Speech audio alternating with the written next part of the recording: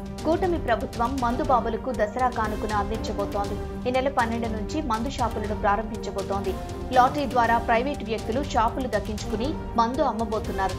అయితే ఇప్పటి వరకు మద్యం దుకాణాల్లో వివిధ కేటగిరీల్లో సుమారు 1500 మంది పనిచేస్తూ ఉన్నారు. వారిని గత ప్రభుత్వం అవుట్ సోర్సింగ్ విధానంలో తీసుకుంది.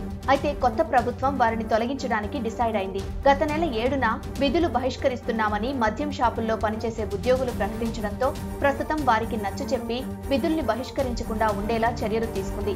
కానీ వాళ్ల సమస్య పరిష్కారం మాత్రం కాలేదు. ఇకపోతే ఇప్పుడు మద్యం దుకాణాలన్నీ కూడా ప్రైవేటు పరం కాబోతున్నాయి.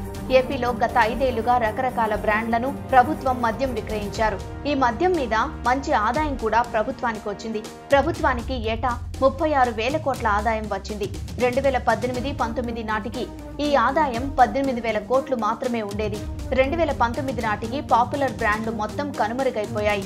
100 లోపు ధర ఉన్న IMFL మద్యం ధర పెరిగిపోయింది. అయితే దీన్ని గాడిలో పెట్టి నాణ్యమైన మద్యాన్ని అమ్మాలని చంద్రబాబు ప్రభుత్వం భావిస్తోంది.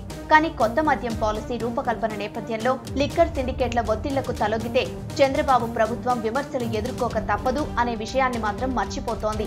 మద్యం రిటైల్ వ్యాపారంలో ప్రభుత్వం ఉంటే గనక దోపిడీ అనేది జరగదు. అదే సమయంలో అన్ని బ్రాండ్లను అందుబాటులో ఉంచితే ఏ బ్రాండ్ను కొనుక్కోవాలో తెలుస్తుంది. ఫలితంగా నాణ్యత విషయంలో కూడా కంపెనీలు రాజీ పడకుండా ఉంటాయి.